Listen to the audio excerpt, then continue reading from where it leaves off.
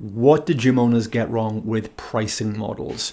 First of all, they're just all undercharging. Trainers think that semi-private coaching is just some kind of like glorified bootcamp, and they're charging bootcamp rates plus a little bit more. We look at it the other way. We look at comparing semi-private pricing against one-to-one personal training. And we looked at the industry, we looked at all the average PTs around us, and we realized that clients in our semi-private programs were getting far superior results than the average trainer would get one-on-one with their clients. So we realized we can deliver the same value in terms of results 6-on-1 as a trainer does one-on-one.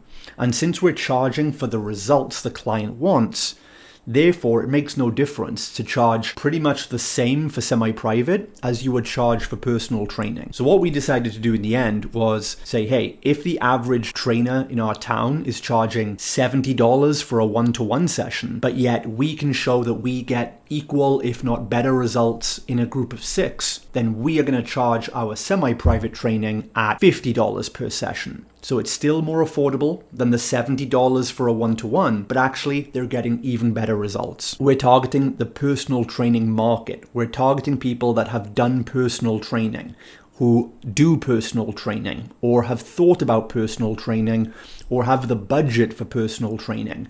And we're showing them that, hey, our semi-private training is actually superior. It's more fun. You get more accountability doing it with a few team members, and you get equal, if not better results. And it actually works out slightly more affordable. So you can go and pay $700 a month to a one-on-one trainer, or you can pay us $400 a month, get the same, if not better results, and have more fun and more accountability. So we're actually positioning semi-private as a more affordable alternative to personal training. And that's how we close so many sales. Most gym owners are trying to sell semi-private training to bootcamp customers, and they're trying to get them to pay more for a glorified, smaller bootcamp.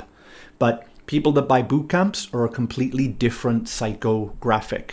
It's not the same demographic at all. The pricing mistake gym owners make is they don't understand there's 2 different types of customers. You've got the people that pay $250 or less.